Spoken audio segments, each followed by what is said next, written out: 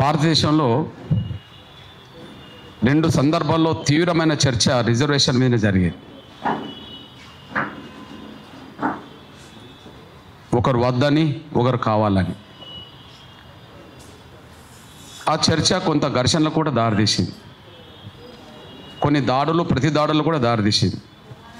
కొన్ని బెదిరింపులకు కూడా దారితీసింది. అంతిమంగా ఆ సమస్యలు పరిష్కారమైనాయి. ఇప్పుడు పరస్పర విమర్శలు, ఆరోపణలు, దాడులు, ప్రతి దాడులు లేవు. ఆ ఫలాలు మళ్ళా ఆ వర్గాలకు దక్కుతున్నాయి. ఇప్పుడు భారతదేశ వ్యాప్తంగా మూడో చర్చ ఇది. భారతదేశ వ్యాప్తంగా మూడో చర్చ. ఇప్పుడు ఆ చర్చకు ఘర్షణ రూపం దాల్చున్నది ఇప్పుడు ప్రస్తుతం తెలంగాణ, ఆంధ్రప్రదేశ్లో. ఘర్షణ అనే దానికంటే దాడుల రూపంగా జరుగుతున్నది అడ్డుకోవడానికి. మనందరూ తెలుసు, మేధావులు ఉన్నారు. నేను పెద్దలు హరగోపాల్ గారికి చెప్పేంత వాణ్ణి కాదు. వాళ్ళకు ప్రపంచ దేశాల్లో జరిగిన ప్రతి ఉద్యమం మీద అవగాహన ఉన్నది. దేశంలో జరిగిన ప్రతి పరిణామం మీద అవగాహన ఉన్నది. వాళ్ళు చెప్పేవాళ్ళు, మనం వినేవాళ్ళం. ఇప్పటివరకైనా ఎప్పుడైనా ఆ స్థాయిలో ఉన్నారు. పెద్దలు చంద్రకుమార్ అన్న న్యాయ వ్యవస్థ మీద సంపూర్ణమైన అవగాహన గల వ్యవస్థ నుండి వచ్చింది. తీర్పులు చెప్పింది దానికి అనుగుణంగా. నాలాంటి వాళ్ళు అవి గుర్తు చేయాల్సిన అవసరం లేదు, కానీ అందరి కోసం గుర్తు చేయాల్సి వస్తుంది. స్వాతంత్రం కంటే ముందు సైమన్ కమిషన్ వచ్చే సందర్భంలో గోబ్యాక్ సైమన్ కమిషన్ అని కాంగ్రెస్ పిలుపునిచ్చినప్పుడు సైమన్ కమిషన్ స్వాగతించడం ద్వారా దళిత వాళ్ళ సమస్యలు వాళ్ళ దృష్టికి తీసుకురావాలనుకున్నాడు డాక్టర్ బాబాసాహెబ్ అంబేద్కర్. అప్పుడు మేమందరం కలిసి గోబ్యాక్ సైమన్ అంటే నువ్వు ఒక్కడివి స్వాగతిస్తున్నావు అని చెప్పి ఆయనను దేశద్రోహి అని కూడా ముద్రేసే ప్రయత్నం చేశారు అంబేద్కర్ గారు. ఈ వర్గాల సమస్యలు ప్రభుత్వాల ముందు ఎజెండాకు రావడం కోసం చేసిన ప్రయత్నంలో ఆయన దేశద్రోహానికి కూడా గురయ్యాడు. ఆ నిందలు కూడా గురయ్యాడు. అది అయిపోయింది. సైమన్ కమిషన్ అంతిమంగా తర్వాత జరిగిన పరిణామాల భాగంగా రౌండ్ టేబుల్ సమావేశాలు. ఆ రౌండ్ టేబుల్ సమావేశంలో గాంధీకి, అంబేద్కర్ మధ్యలో దళితుల అంశాల మీద అనుకూలంగా, వ్యతిరేకంగా మీద చర్చ జరిగింది. చర్చ అనంతరం డాక్టర్ బాబాసాహెబ్ అంబేద్కర్ వాదనకు బ్రిటిష్ ప్రభుత్వం విలువనిచ్చి కమ్యూనల్ అవార్డు ప్రకటించింది. కమ్యూనల్ అవార్డు అనేది ఒక స్వతంత్రత ప్రతిపాదన గల దళిత వర్గాల హక్కులు. ఓకే, ఆ సమయంలో దేశవ్యాప్తంగా కమ్యూనల్ అవార్డును వ్యతిరేకించే వాళ్ళు, అనుకూలించే వాళ్ళ మధ్యలో ఒక బలమైన దేశవ్యాప్తంగా చర్చ, గొడవలు జరిగింది. నేను దాన్ని అంగీకరించను అని చెప్పి గాంధీ ఎర్రవాడ జైల్లో ఆమర దీక్షకి వెళ్ళాడు. ఆ దీక్ష 4వ రోజుకు 5వ రోజుకు వచ్చేటప్పటికీ గాంధీ ప్రాణాలు పోతాయేమో అనే ఒక చర్చ జరిగి, గాంధీ కనుక ఏదన్నా అవుతే అంబేద్కర్ను బతకనివ్వము, దళితులను బతకనివ్వము అనే పద్ధతిలో ఒక ఘర్షణ వాతావరణం దేశవ్యాప్తంగా వచ్చేసింది. అంతిమంగా అటు గాంధీని కాపాడుకోవాలి, దళిత వర్గాల హక్కులు కాపాడుకోవాలనే దాని మీద, అంటే అనుకూల వ్యతిరేక వర్గాల మధ్యలో ఒక ఒప్పందం జరిగింది. ఆ ఒప్పందం ఫలితమే నేటి రిజర్వేషన్లు అనుకుందాం. వద్దనే వాళ్ళ మధ్యలో, కావాలనే మధ్యలో ఘర్షణ జరిగింది, లేదా వాదోపదాలు జరిగింది 4 ఏళ్ళు మాత్రమే.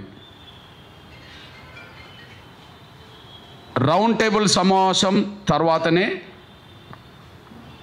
ప్రధానంగా సైమన్ కమిషన్ వచ్చిన కాంచి రౌండ్ టేబుల్ సమావేశం, అదే సమయంలో ఎర్రవాడ జైల్లో ఒప్పందం జరిగేంత వరకు 4 ఏళ్ళు. అంటే ఈ దేశంలో అగ్రకులాలు, దళితుల మధ్యలో జరిగిన ఒక మొదటి ప్రధాన సమస్య, రిజర్వేషన్ల సమస్య 4 ఏళ్లలోనే పరిష్కారం అయింది. ఆ తర్వాత ఎవరు కూడా దాని మీద పెద్దగా ఈ రిజర్వేషన్లు రద్దు చేయమని చెప్పి ఎవరు రాలే. అంటే దేశంలో మొదటిసారి వచ్చిన ఒక ప్రధాన అంశం, దళితుల మధ్యలో, ఉన్నత వర్గాల మధ్యలో వచ్చిన ప్రధాన అంశం 4 ఏళ్ళలో పరిష్కారమైంది సార్. అది అమలు జరుగుతున్నాయి. రెండోది దేశవ్యాప్తంగా ప్రధానంగా దాడులు ప్రతి దాడుల మధ్యలో జరిగిన రెండో అంశం మండల కమిషన్. పెద్దయినా మండల కమిషన్ నివేదిక అమలు జరిగే సమయంలో వద్దు లేదా అమలు జరగాలనే కాడ చర్చ దేశవ్యాప్తంగా జరిగింది. వద్దనే వాళ్ళు దాడులు ప్రతి దాడులు దిగారు, కావాలనే వాళ్ళు ఆవేదనతో ప్రదర్శన చేశారు. వద్దనే వాళ్ళే దాడులకు దిగారు. ఆనాడు అంబేద్కర్ కోరిన కమ్యూనల్ అవార్డు రిజర్వేషన్లో కావాలంటున్నప్పుడు వద్దనే వాళ్ళే దాడులు దిగారు అంబేద్కర్ మీద. మండల కమిషన్ రిపోర్ట్ అమలు జరగాలని చెప్పి పేద వర్గాలందరూ కోరుతుంటే దాన్ని అడ్డుపడే వాళ్ళే దాడులకు దిగారు దేశవ్యాప్తంగా. కానీ అంతిమంగా మండల కమిషన్ రిపోర్ట్ అమలు జరిగింది. ఇప్పుడు సమస్య లేదు. ఎంతకాలం? ఓ 2-3 ఏళ్ళు ప్రధానంగా దేశంలో పెద్దనా ఒక 2-3 ఏళ్ళు దేశవ్యాప్తంగా దాని మీద ఒక అంశంగా ముందుకు వచ్చేసింది. అంటే కావాలనుకునే ప్రజాస్వామిక ఉద్యమాలను వద్దనే వాళ్ళు అంగీకరించడానికి 2-3 ఏళ్ళు పట్టింది. కానీ ఎస్సీ వర్గీకరణ జరగాలని దళితులు మెజారిటీ కులాలు ఎస్సీ వర్గీకరణను వద్దు అని చెప్పి ఒక వర్గం ఈ మధ్యలో జరిగిన మొత్తం సారాంశంలో అడుగున 30 సంవత్సరాల పాటు అడ్డుపడుతున్నారు. 30 సంవత్సరాలు అడ్డుపడుతున్నారు సార్. 30 సంవత్సరాల పాటు అడ్డుపడకపోతే ఇప్పుడు ఎందుకు సార్ ఈ సమావేశాలు? బాధ కదా, ఆవేదన కదా. ఒక అంశం మీద 30 ఏళ్ళు ఎందుకు ఉండాలి సార్? పోనీ వర్గీకరణ మీదనే పోరాటం చేస్తున్నాం మేము, ప్రధానాంశంగా వర్గీకరణ కోసమే మాట్లాడుతున్న పోరాటం చేస్తున్నాం మేము. ఈ 30 ఏళ్ళలో ఒక వర్గీకరణ మీదనే ఉన్నామా సార్?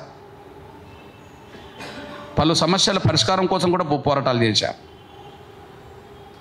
సార్. మోహన్ బాబు వాళ్ళ సినిమాలో నా బ్రాహ్మణ సమాజాన్ని అవమానించినప్పుడు బ్రాహ్మణ పిల్లలు పోయి మోహన్ బాబు ఇంటికాడ చిన్న ధర్నా చేస్తే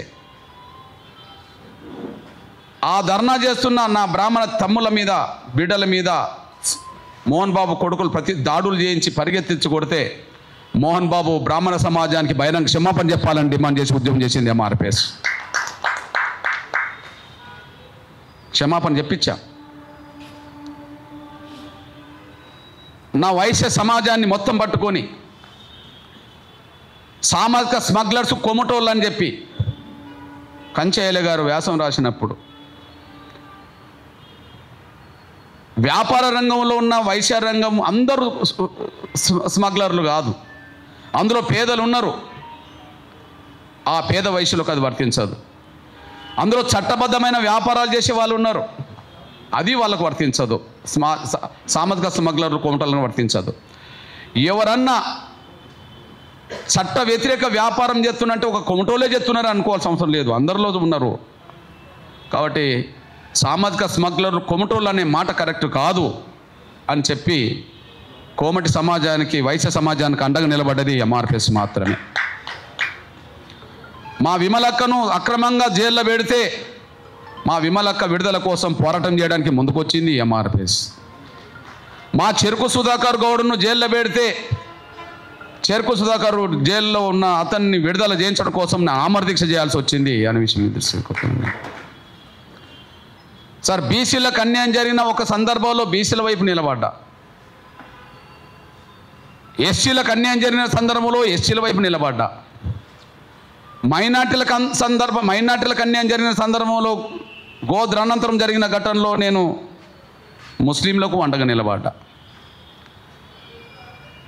కాళ్ళు లేని చేతులు లేని కళ్ళు లేని నా వికలాంగుల పక్షాన్ని నిలబడి దేశంలో బలమైన ఉద్యమం నిర్మించి వాళ్ళకు ఒక జీవనోపాధి లాగా వాళ్ళకు ఒక ఉపాధి కల్పించే పెన్షన్ సాధించి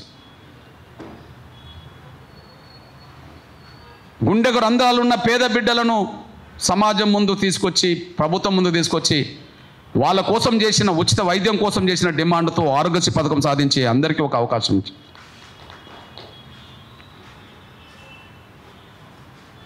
ఎవరికి ఏ రూపంగా అన్యాయం జరిగినా తెలంగాణ ఏర్పడబోయే సమయంలో తెలంగాణ ఇచ్చింది సోనియా గాంధీ గారు, ఆమె తెలంగాణకు దేవత అని ఒకరంటే కాంగ్రెస్ వాళ్ళు, తెలంగాణ తెచ్చింది కేసీఆర్ ఆయన జాతిపిత అని టీఆర్ఎస్ వాళ్ళు అంటే మరి ఇచ్చినోళ్ళు దేవతలు అవుతే తెచ్చినోళ్ళు జాతిపితలైతే మరి సచ్చిన అమరులు ఏమవుతారని చెప్పి అమరుల తల్లుల కడుపుకోత మహాసభ పెట్టి ఆ అమరుల కుటుంబాలను ఆదుకోవాలని చెప్పి ఉద్యమం చేసి వాళ్ళ అంతో ఇంతో అమరుల కుటుంబాలకు కొంత మేరకు మేలు జరిగిందంటే అది ఎంఆర్పిఎస్ తమ ప్రధాన పాత్ర పోషించి యూటీ అని కేంద్ర ప్రభుత్వం అంటున్నప్పుడు ఓయిలో యూటీ అంటే యుద్ధమేనని చెప్పి యూటీ కాకుండా కాపాడడంలో ఎంఆర్పిఎస్ పాత్ర పోషించింది. కేసీఆర్ గారు ఆమర దీక్ష చేసినప్పుడు 48 గంటలు గడవక ముందే కేసీఆర్ ఖమ్మంలో దీక్ష విరమిస్తే తెలంగాణ సమాజం మొత్తం మళ్ళీ రోడ్డెక్కిన పరిస్థితిలో కేసీఆర్కి మళ్ళీ సలహా ఇచ్చి మళ్ళీ దీక్ష కొనసాగించండి అని చెప్పి ఆ సలహా ఇచ్చి దీక్ష కొనసాగించేటట్టు చేసి డిసెంబర్ 9 రాత్రి వరకు ఆయన వెంబడే ఉండి ఆ రాత్రి మళ్ళీ డిసెంబర్ 9 ప్రకటన వచ్చిన తర్వాత ఆయనకు నిమ్మరసం ఇవ్వడంలో కూడా ఎంఆర్పిఎస్ ప్రధాన పాత్ర పోషించింది.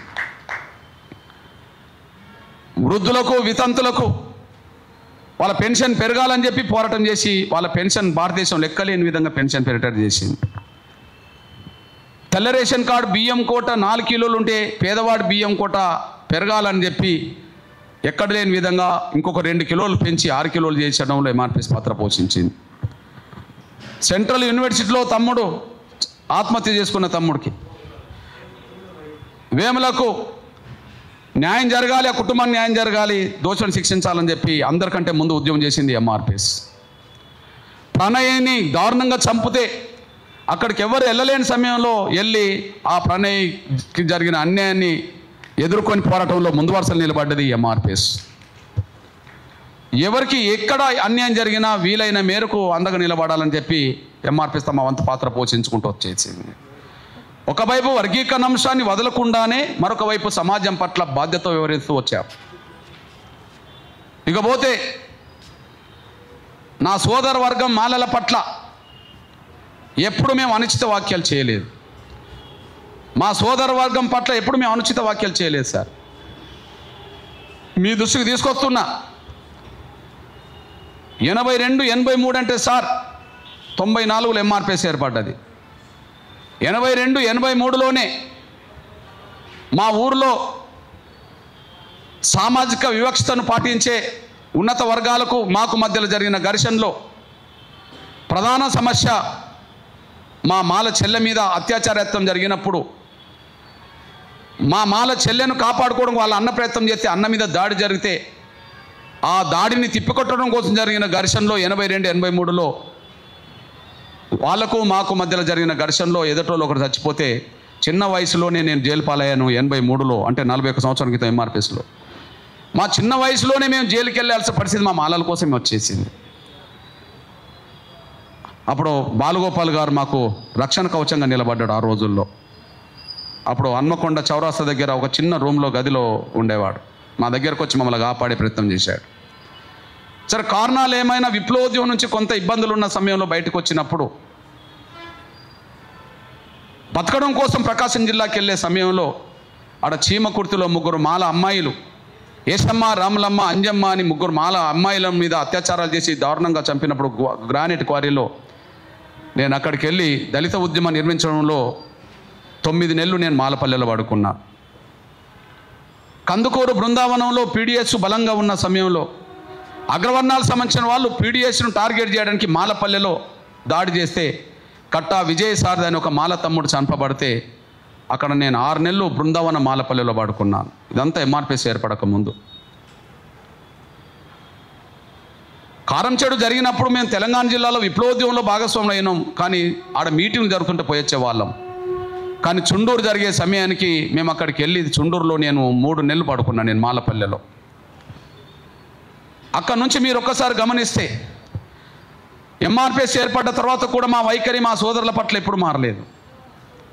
ఒక అంశం మీద న్యాయమైన ఉద్యమం చేస్తున్నాం కానీ వాళ్ళకు వ్యతిరేకించో వాళ్ళని దూషించో మేము ఉద్యమం చేయలేము. మాకు అన్యాయం జరిగిన విషయాలు సమాజం ముందు తీసుకొచ్చి మాదిగ జాతిని చైతన్యం చేసి మాదిగలతో పాటు ఇంకా దళిత కులాలను చైతన్యం చేసి సమాజానికి మాకు జరిగిన అన్యాయాన్ని వివరించడంలో ముందుకెళ్ళాము. కానీ వాళ్ళతో మేము ఎప్పుడు ఘర్షణకు దిగలేదు. కానీ వాళ్ళు దిగారు. సార్, మీ అందరూ తెలుసు, గద్దరన్న మీద కాల్పులు జరిగే సమయానికి పౌరక సంఘాలతో పాటు ఎవరు కూడా రోడ్డు మీద ధైర్యంగా తిరగలేని రోజులు సార్. అప్పుడు అంటే బహిరంగంగా వచ్చి తిరగడానికి ప్రయత్నం చేయని సమయంలో గద్దరాన్ని మీద కాల్పులు జరిపినప్పుడు ఆ కాల్పులకు నిరసనగా రాష్ట్ర బంద్ కాలు ఇవ్వడంలో ఎంఆర్పీఎస్ ప్రధాన పాత్ర పోషించింది. రోడ్డు మీదకి వచ్చి బంద్ చేశారు.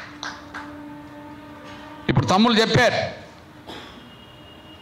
ఏ శంకర్రావు అయితే ఇప్పుడు వర్గీకరణ వ్యతిరేకించే ఒక కుటుంబానికి అల్లుడో, ఆ శంకర్రావు గారు మంత్రిగా ఉన్నప్పుడే ఎల్బీ నగర్లో సబితా ఇంద్రారెడ్డి గారు కొడుకు సంతోష్ రెడ్డి కొంతమంది వ్యక్తులందరూ కలిసి ఒక మంత్రిని దారుణంగా కొట్టి పరిగెత్తిస్తే ఆయన మంత్రిగా ఉన్న సమయంలో ఒక ఇంట్లో పోయి దాక్కునే పరిస్థితి వచ్చేసింది. ఆయన ఆత్మగౌరవం నిలబెట్టడం కోసం మళ్ళీ ఇంటికాడ నుంచే మళ్ళీ ప్రదర్శన చేసి ఆయనను గౌరవించుకునే కాడ, అదే సమయంలో నిందితులు శిక్షించే కాడ ఎంఆర్పీఎస్ మా సోదరులకు అండగా నిలబడ్డారు. కారణాలేమైనా ఒకరోజు మన కోదండరామ్ గారు గీతారెడ్డి గారి మీద మాట జారాడు, గీతమ్మకు వాత పెడితేనే తెలంగాణ వస్తుంది అని చెప్పి. సార్, ఒక దళిత ఆడబిడ్డ, ఏ ఆడబిడ్డ మీద కూడా అట్లా మాట్లాడద్దు, ఏ ఆడబిడ్డ మీద అట్లా మాట్లాడద్దు సార్, ఒక దళిత ఆ బిడ్డ మీద నువ్వు అట్లా మాట్లాడడం తప్పు అని చెప్తే ఆయన ముందు నేను అనలేదని తప్పించుకున్నాడు. తర్వాత రికార్డు పరంగా దొరికిన తర్వాత ఖచ్చితంగా క్షమాపణ చెప్పమని చెప్పి డిమాండ్ చేసి ఉద్యమం చేస్తే ఆయన తర్వాత వెనుకకు తగ్గిన విషయం మీకు తెలుసు. మీ అందరూ తెలుసు, ఢిల్లీలో చంద్రరావు అనే ఒక ఆఫీసర్, మాల్ ఆఫీసర్ మీద అప్పుడు ఒక పేద రెడ్డి తమ్ముడు తెలంగాణ కోసం చనిపోయినప్పుడు ఆయన డెడ్ బాడీని ఆంధ్రప్రదేశ్ భవన్లోకి తీసుకెళ్ళాలనుకున్నప్పుడు అక్కడ ఐఏఎస్ ఆఫీసర్ అడ్డం పడ్డాడు.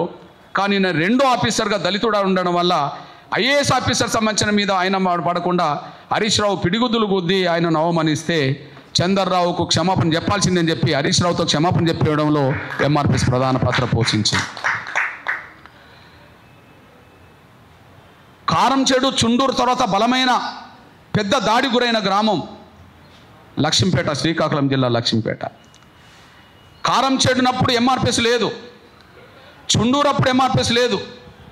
కానీ నేను కారంచేడు విజయనగర్ కాలనీలోనే నేను సంవత్సరాల పాటు ఉన్న ఈ ఎంఆర్పీఎస్ ఏర్పాటు చేసే క్రమంలో. చుండూరు అప్పుడు ఎంఆర్పీఎస్ లేదు, కానీ లక్ష్మీపేట వచ్చేటప్పటికి ఎంఆర్పీఎస్ బలమైన ఉద్యమంగా మారింది. ఆ లక్ష్మీపేటలో ఎంఆర్పీఎస్ మాత్రమే లక్ష్మీపేట మాలలకు అండగా నిలబడి ఉద్యమం చేసింది. 6 చంపబడ్డ కాడ. సార్, ఒక్క మాట చాలు, నేను ఒక విషయం చెప్తున్నాను. నేను లక్ష్మీపేటలో 6 మాలలు చంపబడ్డ తర్వాత అప్పుడు నేను రథయాత్రలో ఉన్న వర్గీకరణ కోసం ఆ సంఘటన తెలిసి వెంటనే అక్కడికి వెళ్ళాను సార్. అప్పుడు కిరణ్ కుమార్ రెడ్డి గారు ముఖ్యమంత్రి, అక్కడ బొత్స సత్యనారాయణ వాళ్ళ వర్గం సంబంధించిన కాపులే వాళ్ళను చంపేశారు. ఎంఆర్పీఎస్ వెంటనే పోయి టేకప్ చేసి డెడ్ బాడీలను సార్ రోడ్డు మీద పెట్టేశాం. డెడ్ బాడీలను రోడ్డు మీద పెట్టి ముఖ్యమంత్రి వచ్చేంత వరకు వదలలేదు సార్. ముఖ్యమంత్రి వచ్చాడు, కొంత సమస్య పరిష్కారం వరకు అక్కడ ఉన్నాం. రెండో రోజుకు వాళ్ళను ఒకేసారి అంత్యక్రియలు చేస్తున్న సమయంలో అక్కడికి హర్షకుమార్ వచ్చాడు సార్. ఆ ఊర్లో లక్ష్మీపేటలో అంత్యక్రియలు జరుగుతున్నాయి, హర్షకుమార్ అంత్యక్రియలకు వచ్చాడు సార్. అంత్యక్రియలకు వచ్చిన ఆ హర్షకుమార్ను పట్టుకొని ఒక ఆంధ్ర యూనివర్సిటీ స్టూడెంట్ మాలబిడ్డే ఒక మాట అన్నాడు, మీరు ఇప్పుడు సమాజ్ చేయడానికి వచ్చారా అన్న, మా కులంలో పుడితే బాగుండు, మా కులం కాకపోయినా మాదిగన్న వచ్చి మా అందరి గౌరవాన్ని నిలబెట్టిండి అని చెప్పి ఆయన అన్నాడు. ఇప్పుడు ఎందుకు వచ్చారు మీరు సమాజ్ చేయడానికి వచ్చినంటే ఆ హర్షకుమార్ ఒక మాట అన్నాడు, అవును సంఘటన జరిగిందని తెలిసి నేను టీవీలో చూసేటప్పటికీ కృష్ణాన్న అక్కడ కనిపిస్తున్నాడు, ఏక కృష్ణాన్న ఉన్న తర్వాత మేము ఎందుకు అవసరం, మేము మా అవసరం లేదని చెప్పి అనుకునే మేము ఇప్పుడు లేట్గా వచ్చినామని చెప్పేశాడు. అంటే తప్పించుకోవడానికైనా నా మీద పెట్టిండి ఆయన. సార్, ఎవరి కోసం మేము నిలబడలేదు.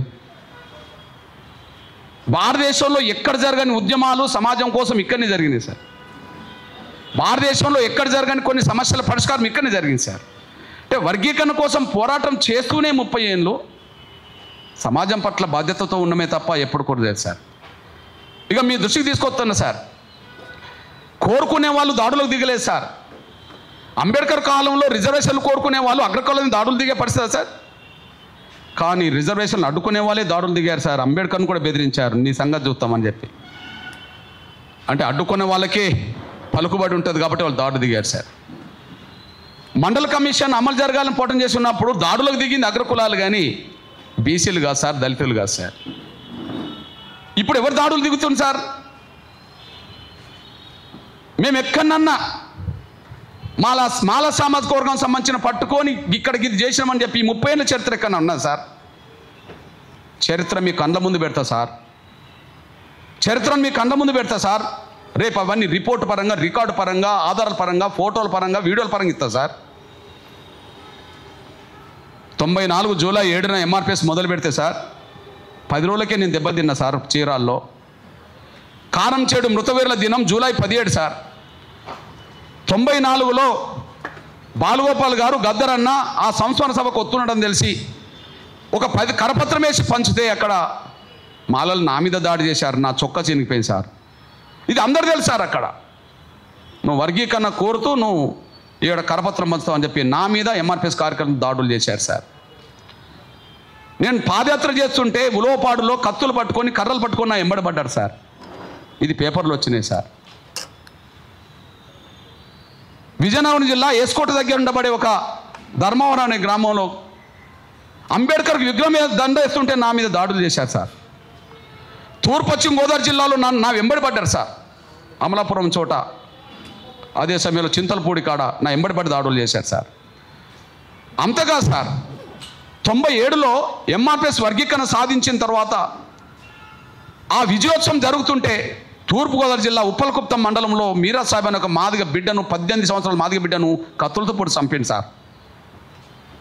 Record sir. ఆ రోజు ఏబికే గారు ఎడిటోరియల్ రాశారు సార్, కృష్ణమాదిగ గారు పోతున్నాడు అంత్యక్రియలకు ఏం జరుగుతుందో అని. సార్ చంపబడ్డాడు సార్ మా బిడ్డ. ఏబికే గారు ఎడిటోరియల్ రాశారు సార్. అక్కడ మీరా సాహెబ్ను అక్కడ కొంతమంది వర్గీకరణ వ్యతిరేక శక్తులు దారుణంగా చంపినది పేపర్కి వచ్చింది. ఇప్పుడు కృష్ణమాది గారు అంత్యక్రియలకు వెళ్తుండు, అసలు అక్కడ ఏం జరుగుతుందో చూద్దామని చెప్పి ఒక ఆందోళన వ్యక్తం చేస్తూ ఒక ఎడిటోరియల్ రాశారు సార్. మేము చంపబడ్డాం సార్ వాళ్ళ చేతుల్లో. నేను ఇంకొక అవన్నీ మీకు రికార్డ్ ఇస్తా సార్. ఇవన్నీ ఎప్పుడు చెప్పలేదు సార్.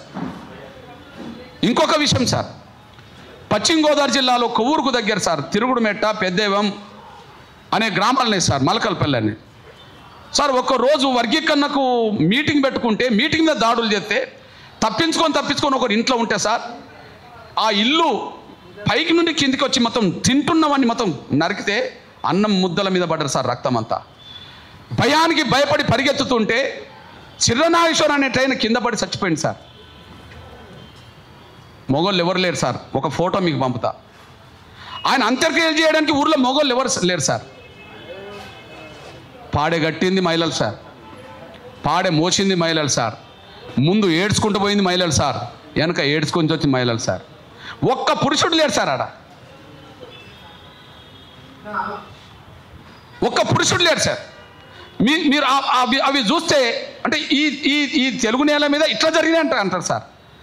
ఈ దేశంలో ఎక్కడన్నా ఎవరన్నా ఒకరు చనిపోతే, ఒక అమ్మాయి ఒక స్త్రీ చనిపోయినా ఒక పురుషుడు చనిపోయినా అసలు పూర్తి స్థాయిలో 100% మహిళలే అంత్యక్రియలు చేసిన వాళ్ళు ఎక్కడన్నా ఉన్నారు చూస్తారా సార్.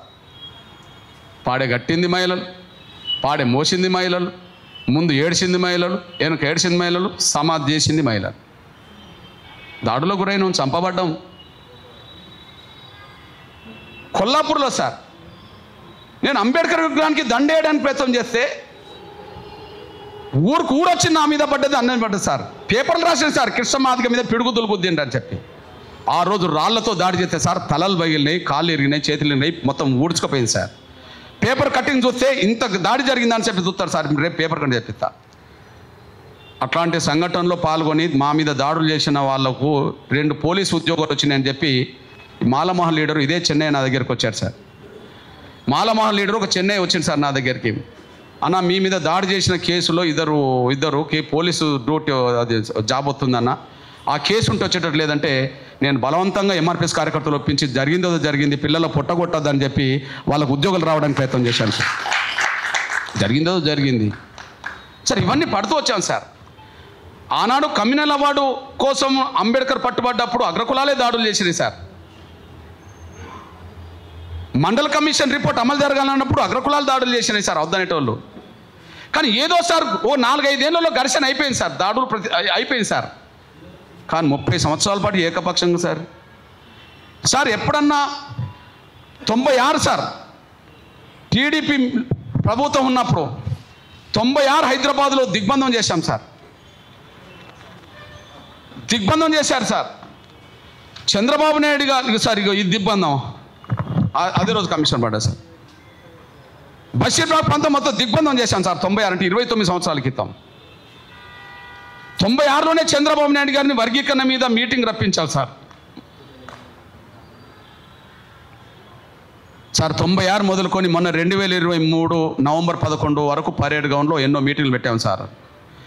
లక్షల సంఖ్యలో వచ్చారు సార్. ఆ లక్షల సంఖ్యల వేదికల మీద ఎప్పుడన్నా మేము తొడలు కొట్టామా సార్? మేము ఎప్పుడన్నా మీసాలు తిప్పామా సార్? మేము ఎప్పుడన్నా తొక్కుకుంటూ పోతామన్నావా సార్? అవసరం అనుకుంటే చంపేస్తామని అన్నావా సార్? ఎక్కడన్నా వాళ్ళ భాష ఏంటి సార్? ఇప్పటికే వాళ్ళ మాటలు ఏంటి సార్? ఆవేదన ఎవరికి ఉన్నది సార్? మాకున్నది. ఆవేశం ఎవరికి రావాలి సార్? మాకు రావాలి. ఎవరో ఓపిక పడుతున్నాం సార్? ఎవరు సహనంతో ఉద్యమం చేస్తున్నాం సార్? ఇన్ని ఉద్యమాలు ఎక్కడన్నా ఇన్ని జరిగినాయి సార్. మా మీద పలాని కాడ దాడి జరిగిందని చెప్పి ఎవరైనా అనిపిస్తారా సార్? బూటకపు ఎన్కౌంటర్ జరిగిన చోట కూడా సార్ చాలా దిక్కులో నేను వెళ్ళాను సార్, మీరు చూశారు. మా మాల తమ్ములు సిరిసిల్ల జగిత్యాల దగ్గర 3 చంపబడితే ఎవరు వెళ్ళని కాడికి వెళ్ళి నేను వాళ్ళని సమాధి చేసి వచ్చాను సార్ అంత్యక్రియలో. సార్ వర్గీకరణ కోసం పోరాటం చేస్తుంటే చివరికి మా మీద దాడులు, చివరికి వర్గీకరణ సమర్థించేటోళ్ళను కూడా వాళ్ళు బ్రోకర్లని మాట్లాడి వీడియోలో పెట్టే కాడికి వాళ్ళు ఇంకోటి బూత్ పదం వాడి ఏం వాడిండ్రు సార్? అదేం పదం సార్? ఇప్పుడు వర్గీకరణ సమర్థించేట వాళ్ళందరూ గా మాట మాట్లాడితే వర్గీకరణ కోరుకుంటే మా మీద దాడులు చేస్తా అంటాన్రు, తొక్కిపోతామంటాన్రు. వర్గీకరణ సమర్థించే వాళ్ళు బ్రోకర్లు అంటాన్రు, ఇంకోటి అంటారు. ఎవరు చెప్పాలి సార్ వాళ్ళకి? 30 ఏళ్ళ సార్.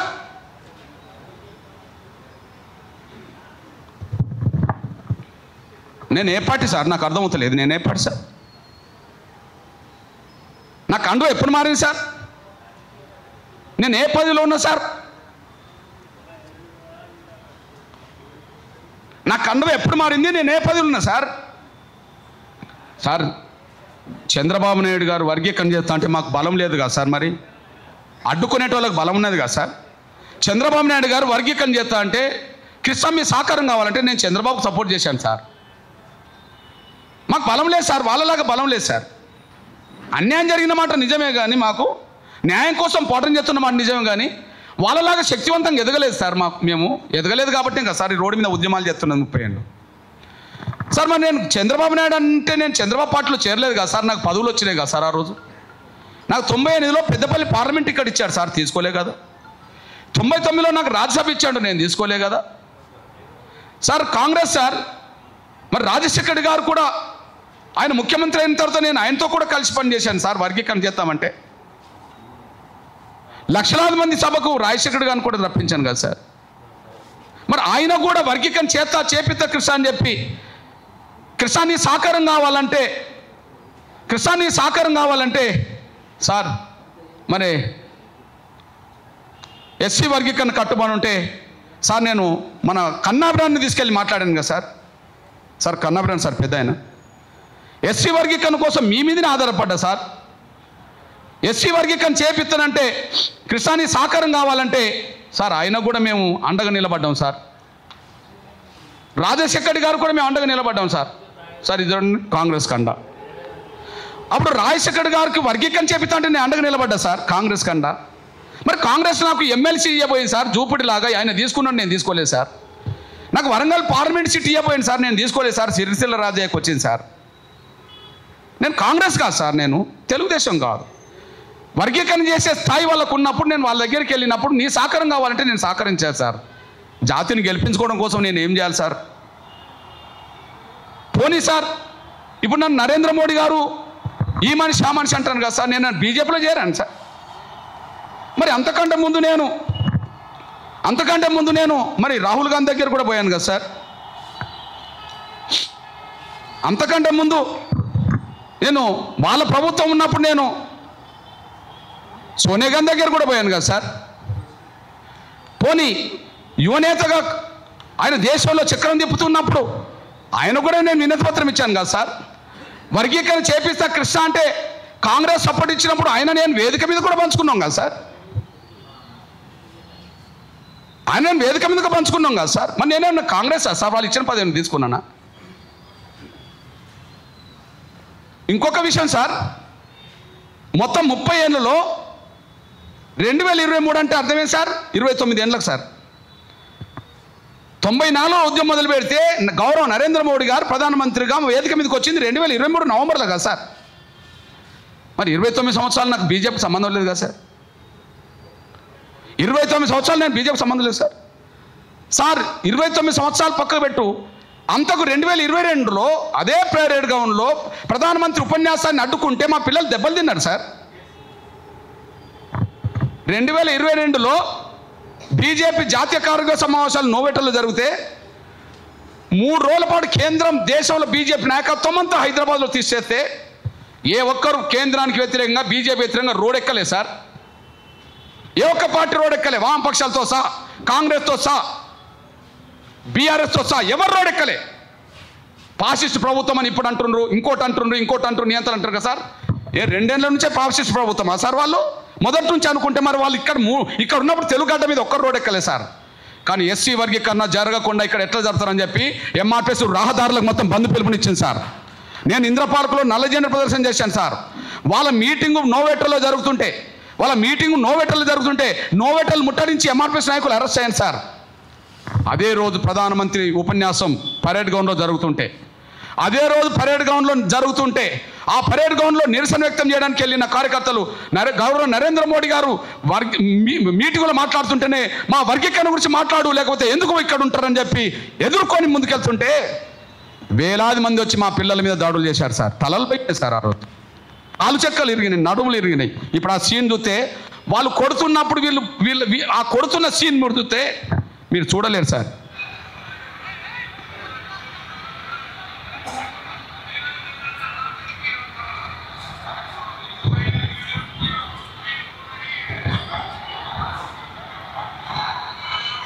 చూడలేదు సార్, కొట్టుకుంటూ పోయింది సార్. తలలు పగిలినాయి, నడుములు ఎరిగినాయి. మరి బీజేపీకి వ్యతిరేకంగా ఎవరు పోరాటం చేసిండ్రు? వర్గీకరణ జరగకపోతే కేంద్ర ప్రభుత్వాన్ని ఎవరు నిలదీసిండ్రు? తలలు పగిలినాయి, కాలు చెక్కలు ఇరిగినాయి, నడుములు ఎరిగినాయి. 10-15 రోజులు నేను వాళ్ళ చుట్టే తిరగాల్సి వచ్చింది. నేను బీజేపీ ఎప్పుడైంది సార్.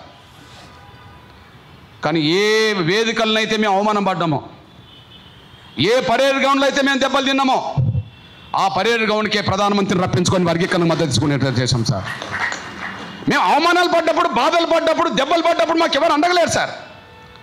గౌరవ నరేంద్ర మోడీ గారు ప్రధానమంత్రి హోదాలో వచ్చి వర్గీకరణ విషయంలో మేము చొరవ తీసుకుంటాం, ఓ కమిటీ ఏర్పాటు చేస్తాను, సుప్రీంకోర్టులో రాజ్యాంగ ధర్మాసనానికి కేంద్రం సహకరిస్తుంది, వర్గీకరణ విషయంలో కేంద్రము సుప్రీంకోర్టులకు స్వచ్ఛత ఇస్తుంది, మేము అండగా నిలబడతామని చెప్పాడు సార్. అండగా నిలబడతాన్న వాళ్ళు మీ సహకారం కూడా కావాలన్నారు సార్. నేను సహకరించానా? నాకు వర్గీకరణ కావాలి. తెలంగాణ ఉద్యమం నడుతున్నప్పుడు కేసీఆర్ గారు బొంతపూర్వమే ముద్దాడతానన్నాడు సార్. తెలంగాణ రాష్ట్రానికి ఎస్ అంటే బొంతపూర్వమే ముద్దాడతానన్నాడు సార్. ఆయన కాంగ్రెస్ దగ్గర పోయింది సార్, టీడీపీ దగ్గర పోయిండు, అందరి దగ్గర పోయింది సార్. నేను పోంది ఎవరి దగ్గర సార్? నేను కేసీఆర్ దగ్గర పోలేదు సార్. ఎస్సీ వర్గీకరణ సమర్థించిందిగా. అప్పుడు పిసిసి అధ్యక్షుడు ఎవరు సార్? డి శ్రీనివాస్ వర్గీకరణ సమర్థించి లేఖ రాసింది కదా. అప్పుడు ప్రతిపక్ష నాయకుడు ఎవరు సార్? చంద్రబాబు నాయుడు వర్గీకరణ మళ్ళీ సమర్థించింది కదా. అప్పుడు ముఖ్యమంత్రి ఎవరు సార్? రోషే గారు వర్గీకరణ సమర్థించి లేఖ రాసింది కదా. ఆ సమయంలో బీజేపీ అధ్యక్షుడు ఎవరు సార్? గడ్కర్ గారు వర్గీకరణ సమర్థించి లేఖ రాసింది కదా. ఈ దేశ మాజీ ప్రధానమంత్రి దేవగౌడ గారు కూడా వర్గీకరణ సమర్థిస్తూ లేఖ రాశాడు కదా. ఈ దేశంలో పేరుగల్ల ఒక బలహీన వర్గాల నేత లాలూ ప్రసాద్ యాదవ్ వర్గీకరణ సమర్థిస్తూ లేఖ రాశాడు కదా. శరద్ యాదవ్ గారు ఎంతో డెమోక్రట్ అని చెప్పబడుతున్నాం, శరద్ యాదవ్ గారు వర్గీకరణ సపోర్ట్ చేస్తూ లేఖ రాశాడు కదా. ఈ దేశంలో కురువృద్ధుడుగా పిలువబడుతున్న శరద్ పవార్ గారు ఎస్సీ వర్గీకరణకు అనుగుణంగా లేఖ రాశాడు కదా. ఈ దేశంలో సిపిఐ కమ్యూనిస్ట్ పార్టీ ప్రధాన కార్యదర్శిగా ఉన్న సమయంలో బర్ధన్ గారు లేఖ రాసి వర్గీకరణ జరగాల్సిందని చెప్పి కోరుకున్నాడు కదా సార్. ఈ దేశంలో సిపిఎం పార్టీ ప్రకాష్ కారత్ గారు నుంచి మొదలుకొని ఏచూరు గారు వరకు ఎస్సీ వర్గీకరణ జరగాల్సిందని చెప్పి లేఖ రాశాడు కదా సార్. శివసేన ఎస్సీ వర్గీకరణ జరగాలని చెప్పి లేఖ రాసింది కదా సార్. శిబు సోరెన్ గారు ఎస్సీ వర్గీకరణ జరగాలని చెప్పి జార్ఖండ్ నేత లేఖ రాసి వర్గీకరణ సమర్థించారు కదా సార్. శివసేన ఎస్సీ వర్గీకరణ సమర్థిస్తూ లేఖ రాసి మాకు అండగా నిలబడ్డది కదా సార్.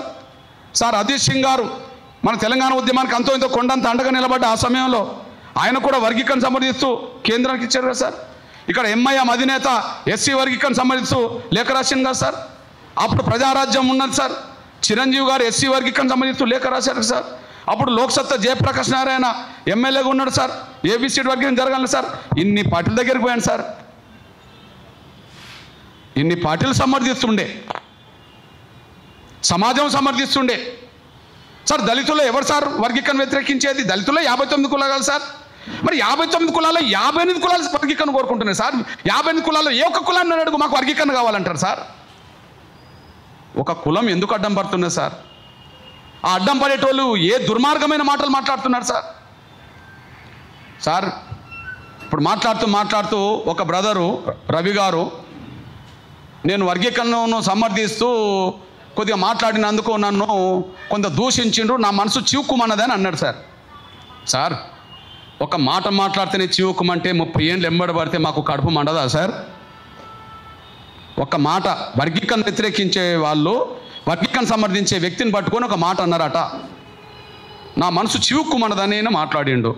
అరే ఒక్కరోజు ఒక మాట అంటేనే అంత చివుక్కుమన్నారు కదా, 30 ఏళ్ళు మాకు గుండెలు పడిచినట్టు చేస్తాను కదా సార్. మరి నేను సంపబడితే మా కాళ్ళు చేతులు ఇరగబడే, మేము దాడులకు గురవుతామి, మేము అవమానాలు పడుతుంటామి, అన్నీ చేస్తుంటామి, మమ్మల్ని సమర్థించిన వాళ్ళు కూడా మిమ్మల్ని అంటుండే. మరి ఎవరు చెప్పాలి సార్ వాళ్ళకి? 30 ఏళ్ళు ఎందుకు జరగాలి సార్ ఈ ఉద్యమం? అదే సమయంలో ఇంకొక విజ్ఞప్తి చేస్తున్నా, మా అక్క ఇప్పుడు తీర్మానం చేసిన మా చెల్లె, మా పిల్లలు, ఇదంతా నేను విజ్ఞప్తి చేస్తున్నా. మీరు ఏ ఎజెండా పెట్టినరో 5-6 అంశాలు, మీరు ఏ ఎజెండా పెట్టిన 5 అంశాలు, ఈ 5-6 అంశాలకు అదనంగా ఇంకా 10 అంశాల గురించి దేశవ్యాప్తంగా నేను ఉద్యమాన్ని నిర్మిస్తాను మీ అందరి సహకారంతో. ఈ 5-6 అంశాలకు సార్ ఇంకా 10 అంశాలు ఉద్యమం నిర్మిస్తాను. నేను స్వతంత్రంగా ఉన్నాను సార్, నేను ఎవరి పార్టీలో చేరాను సార్? ఎవరి పార్టీలో చేరింది లేదు, నా కండో మారింది లేదు, నేను ఎవరి పార్టీలో చేరేది లేదు, నా కండో మారేది లేదు సార్. నేను స్వతంత్రంగానే ఉంటాను సార్. భవిష్యత్తు రోజుల్లో మీరు చూడండి సార్, భవిష్యత్తు రోజుల్లో మీరు చూడండి, ప్రజాస్వామిక డిమాండ్లు సమాజం కోసం ఎన్నైతుంటాయో వాటన్నిటిని ఎలుగెత్తి చాటే కాడ అందరితో పాటు నేనే ముందట్టుకుంటా మీ అందరి సమక్షంలో. ఇంకా అంతకంటే కావాల్సింది సార్. కానీ ఈ సమస్య మీదనే పెడుతుంది కదా సార్ 30 ఏళ్ళు, ఈ సమస్య మీదనే పెడుతుంది కదా సార్ 30 ఏళ్ళు. ఈ సమస్య మీద ఉంటూనే సమాజం కోసం ఇది చేయాల్సి వచ్చింది కదా సార్. మరి ఈ సమస్య పరిష్కారం అవుతే ఇంకా నేను దేశవ్యాప్తంగా ఏం చేయాల్సి వస్తుంది కదా సార్. అంబేద్కర్ కాలం నుంచి కొన్ని సమస్యలు పెండింగ్లు ఉన్నాయి సార్. అంబేద్కర్ కాలం నుంచి కొన్ని సమస్యలు పెండింగ్లు ఉన్నాయి.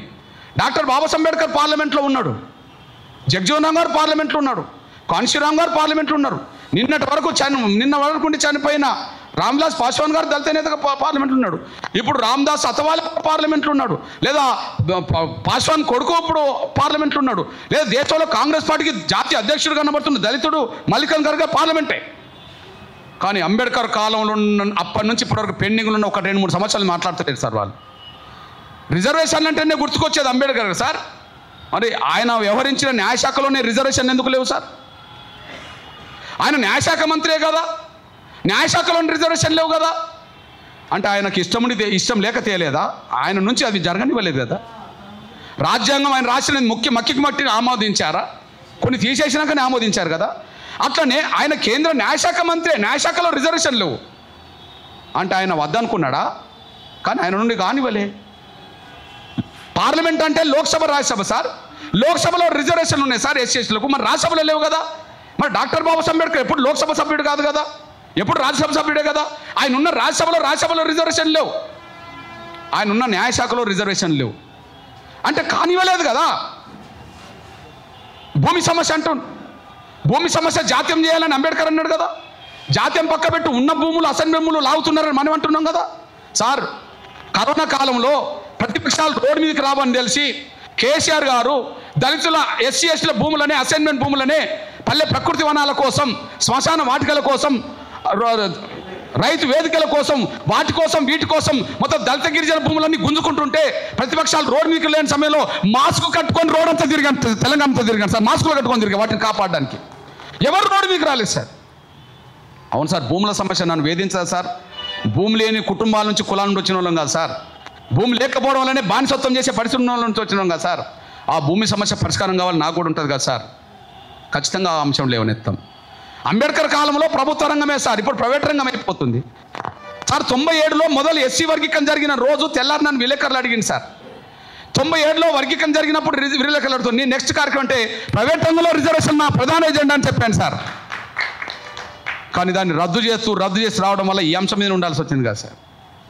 అందువల్ల నేను విమలక్క గారికి చెప్తున్నా, నేను మా పెద్ద ఆయన హరగోపాల్ గారికి చెప్తున్నా, మా పెద్ద ఆయన చంద్రకుమార్ గారికి చెప్తున్నా, మీ అందరు చెప్తున్నా, నేను స్వతంత్రంగానే ఉంటా. అణగారిన వర్గాల అంశాలన్నీ ఎజెండా చేసుకొని భవిష్యత్తులో దేశవ్యాప్తంగా తిరుగుతా. అంతో ఇంతో కొన్ని పరిష్కారం కావచ్చు, పరిష్కారం కాకపోవచ్చు. వాయిస్ ఇచ్చే కాడ, దాని వెనుక ప్రజా సమీకరణ చేసే కాడ, ఆ సమస్యలు పరిష్కారం చేసే కాడ మీకు తోడుగా మీకు అండ ఉన్నాడు సార్. ముందు వరుసలో నిలబడతా సార్, నా వంతు పాత్ర పోషిస్తా సార్. నేను ఏ పార్టీలో చేరేటోని కాదు సార్, మీకు మాట ఇస్తున్నా. 30 ఏళ్ళు నేను ఏ పార్టీలో చేరలేదు సార్. 30 ఏళ్ళ తర్వాత ఇప్పుడు నేను ఏ పార్టీలో చేరలేదు సార్. భవిష్యత్తులో నేను చేరాను సార్. నా కండు అయితే మారదు. నా శేష జీవితం ఏదన్నా ఉంటే అది మన పేద వర్గాల ప్రజలకు, అణగారిన వర్గాల ప్రజలకు, వాళ్ళ సమస్యల పరిష్కారం కోసం నేను వెచ్చిస్తా సార్. దయచేసి ఈ సమస్య పరిష్కారానికి అడ్డు తగిలే వాళ్లకు మీరు ఏం చెప్తారో చెప్పండి సార్. కదా ఒకటి మళ్ళా చెప్తున్నా సార్, అంబేద్కర్ కాలంలో 4 ఏళ్ళలో పరిష్కారమైంది సార్. కావాలి వద్దనేటోళ్ళ మధ్యలో మన కళ్ళ ముందు మండల కమిషన్ అమలు జరిగేటప్పుడు 2-3 ఏళ్ళలో పరిష్కారమైంది సార్. కానీ ఇది 30 ఏళ్ళు ఎంబడబడుతున్నది సార్. సార్ వాళ్ళు బలవంతులు సార్, మేము బలహీనులం. ఇప్పుడు మీరు చూశారు కదా సార్, సుప్రీంకోర్టు జడ్జిమెంట్ వచ్చినాక అందరూ ఇక 30 ఏళ్ళ పాటు న్యాయం జరిగింది, ఇక అడ్డంకులు లేవనుకున్నారు కదా సార్. ఇప్పుడు అడ్డంకులు కప్పించేటోళ్ళు ఏ కుటుంబం నుండి వచ్చింది సార్? లక్షల కోట్ల రూపాయల వ్యాపారాలు గల కుటుంబం సార్, వెంకటస్వామి కుటుంబం. మా తండ్రి కూలేవాడు సార్, వాళ్ళ తండ్రి కేంద్ర మంత్రి అయినాడు సార్. మా తండ్రి కూలేవాడు సార్, వాళ్ళ తండ్రి కేంద్ర మంత్రి సార్. వాళ్ళ వ్యాపారాలు రాష్ట్రంలోనే కాదు సార్, దేశంలో ప్రపంచవ్యాప్తంగా ఉన్నాయి సార్. లక్షల కోట్ల రూపాయల సంపాదన పరులు వాళ్ళ సమాజాన్ని పక్కదారి పట్టించి రోడ్డు మీదకి వచ్చి వర్గీకరణ జరగనీయమంటారు సార్. రాజకీయంగా వాళ్ళు శక్తివంతులు సార్. మా కుటుంబంలో మేము వార్డు మెంబర్ కాలేదు సార్, కానీ వాళ్ళ కుటుంబంలో ఏకదాటిగా 3 పదవులు ఉన్నారు సార్ ఒక కాలంలో. ఈ కాలంలో ఎంత శక్తివంతమైన కుటుంబం అంటే భారతదేశంలో ఏకకాలంలో చట్టసభలో 3 పదవులు పొందే అంత శక్తివంతులు సార్ వాళ్ళు. సోనియా గాంధీ గారి కుటుంబానికి 3 పదవులు ఉన్నాయి, వాళ్ళు శక్తివంతులే కదా.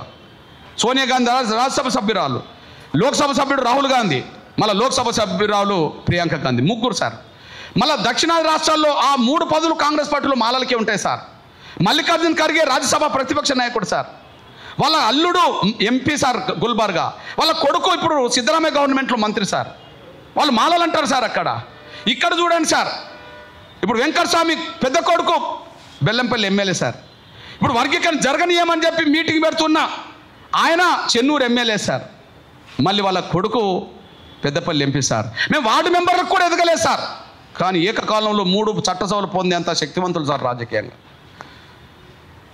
ఒక చిన్న సోషల్ మీడియాని నడపాలంటే మాకు శక్తి లేదు సార్, కానీ దేశవ్యాప్తంగా ప్రధాన మీడియాని నడిపేంత శక్తివంతులు సార్. వాళ్ళకు V6లు ఉంటాయి, వెలుగుల పత్రిక ఉంటాయి సార్. మేము చీకట్లు ఉన్నాం సార్.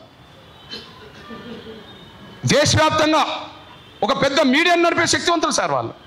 1,00,000 కోట్ల రూపాయల వ్యాపారాల వ్యవస్థలు ఉన్నారు సార్. ఈ దేశంలోనే చట్టసభలో ఏకకాలంలో 3 పదవులు పొందే శక్తివంతులు సార్. ఇప్పుడు వాళ్ళు మాకు రోడ్డు మీద అడ్డం పడుతుంది సార్. మేము దిక్కులేని వాళ్ళు సార్.